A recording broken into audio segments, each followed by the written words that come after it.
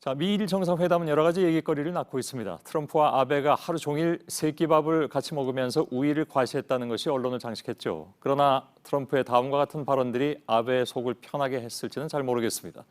김정은 국무위원장이 북한을 경제 강국으로 만들긴 원한다. 그는 매우 똑똑한 사람이다. 미국과 북한은 서로를 매우 존경하고 있다. 최근에 북한이 쏜 발사체에 개의하지 않는다. 물론 정치적 의도가 다분한 발언들이긴 합니다. 먼저 이지은 기자의 보도를 보시고 도쿄 연결하겠습니다. 트럼프 대통령은 김정은 위원장에 여전히 큰 기대감을 나타냈습니다. That I think that Kim Jong-un or Chairman Kim, as some people say, is looking to create a nation that has great strength economically. 김 위원장을 지켜세우며 비핵화도 촉구했습니다. He knows that with nuclear that's never going to happen. Only bad can happen. He understands that. He is a very smart man. 대화 재개는 언제든 가능하다는 걸 강조하는 것으로 풀이됩니다. 미일 정상회담 직전 모두 발언에선 미국과 북한은 서로를 매우 존경하고 있다고 언급했습니다. 다만 트럼프 대통령은 이날 기자회견에서 북한에 대한 제재 유지는 변함없다고 말했습니다. 2년간 핵실험이 이뤄지지 않아 만족한다고도 했습니다. 최근 북한이 쏜 발사체를 작은 무기들로 표현하며 개의치 않는다는 점도 재확인했습니다. You're not bothered at all by the small missiles. No, I'm not. I am personally not. 핵 미사일 시험 중단을 치적으로 과시해온 트럼프 대통령이 볼턴 국가안보보좌관 등의 엇박자를 신속히 차단한 것으로 보입니다. JTBC 이지은입니다.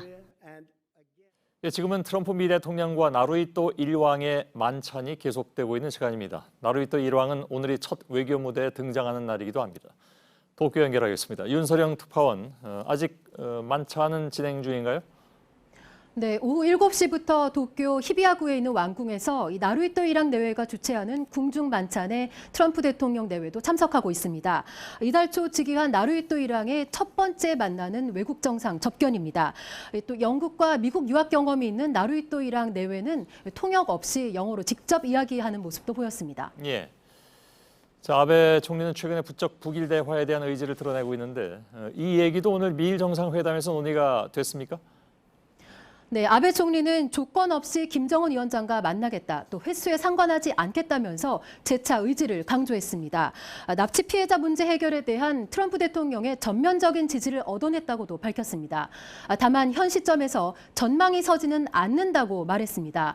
이 아베 총리 의지와는 달리 북일 교섭이 순조롭게 진행되고 있지만은 않다는 점을 내비친 것으로 보입니다. 예, 그리고 또 한 가지, 최근에 북한의 미사일 발사에 대해서 트럼프 대통령은 나는 신경 쓰지 않는다 이렇게 얘기를 했는데 아베 총리는 그렇지 않았다면서요? 네, 아베 총리는 이달 초 북한의 미사일 발사는 명백한 안보리 결의 위반이며 대단히 유감이라고 말했습니다. 기자회견 모두 발언에서 북한 문제에 대해서 미일은 완전히 일치한다라고 말했는데 이 말이 무색해지는 순간이었습니다. 아베 총리 발언을 직접 들어보시죠. 예. 関連する安保理決議に違反するものであり、同時に私はトランプ大統領の金正恩委員長との間で、取ってきたこの新しいアプローチについては改めて敬意を表したいと。 네, 아베 총리가 말을 좀 주저하기도 했는데요. 현 상황에 대한 미일 정상 간의 인식차를 확연하게 드러내 보이는 장면이었습니다. 예. 자, 반면에 미일 정상이 한국에 대한 우려를 공유했다 이런 보도가 나왔습니다. 어떤 얘기입니까? 네, 오늘 산케이신문 일면 머릿기사 보도입니다. 트럼프 대통령이 북한 비핵화 문제에 대한 한국의 대응에 대해서 곤혹스러워하고 있다는 내용이 일본 정부 고위 관계자 말을 인용해 보도가 됐습니다. 트럼프 대통령이 한국과 북한 사이의 대화는 진전이 없다. 또 문 대통령이 한국에 와달라고 몇 번이고 요청했다라는 내용도 담겨 있었습니다. 미일 정상은 매우 긴밀한 반면에 한미는 엇박자를 내고 있다는 것처럼 보여지기 위해서 의도적으로 낸 보도로 보여집니다. 이런 식으로 자국에 유리한 내용을 정략적으로 언론에 흘리는 것은 일본 측이 자주 취해왔던 패턴입니다.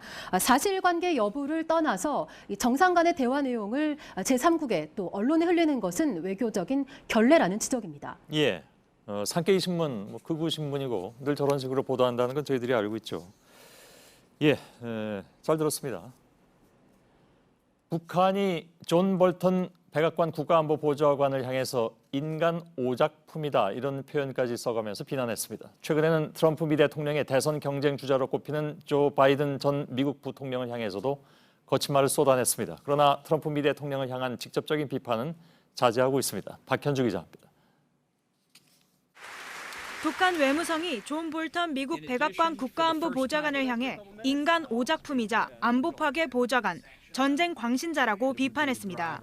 볼턴 보좌관이 최근 북한의 단거리 미사일 발사에 대해 유엔 안전보장이사회 결의를 위반한 것이라고 말한 걸 겨냥한 겁니다.